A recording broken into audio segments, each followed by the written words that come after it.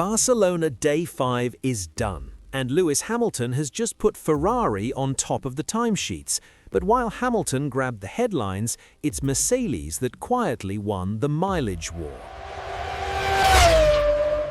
On the final day of the 2026 Shakedown at Circuit de Barcelona-Catalunya, Lewis Hamilton set the fastest lap of the entire week. Late in the afternoon, Ferrari bolted on the soft tyres, and Hamilton delivered an unofficial 1:16.348, beating his former Mercedes teammate George Russell's earlier benchmark.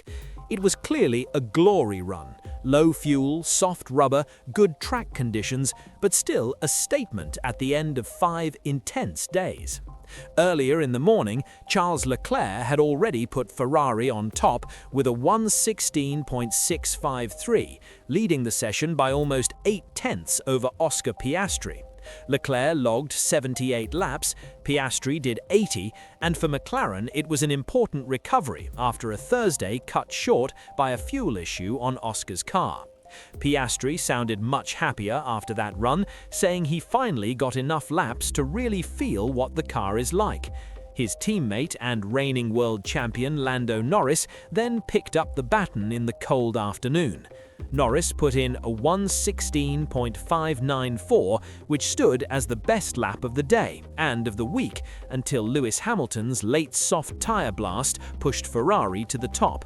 But the real goal of this Barcelona shakedown wasn't chasing headline lap times, it was about mileage, pounding around to prepare the new power units for official pre-season testing and a brutal 24-race calendar. On that front, Mercedes was the clear winner. Across its 3 allowed days of running, Monday, Wednesday and Thursday, the works team completed over 500 laps. Youngster Andrea Kimi Antonelli even managed a full race simulation on day 2, while on Thursday, George Russell set an unofficial 1:16.4 that looked like it might stand as the fastest lap of the week. The Mercedes power unit is widely considered the class of the field, and that was reflected in the total mileage. Across the factory team and its customers, McLaren and Alpine, with Williams absent due to production delays, the Mercedes engine is understood to have completed around 1,000 laps. Ferrari engines recorded the second highest total, while the new Red Bull Ford powertrains package came in third after Red Bull returned to the track on Friday. For Red Bull, this was the first proper outing since Tuesday, when Isaac Hadjar's crash had kept the cars in the garage. On Friday morning, Max Verstappen finally took to the track.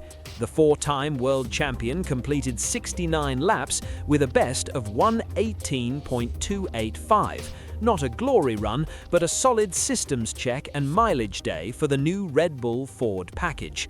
Elsewhere in the pit lane, Haas, Audi, Cadillac and Aston Martin were also on the track for this final day.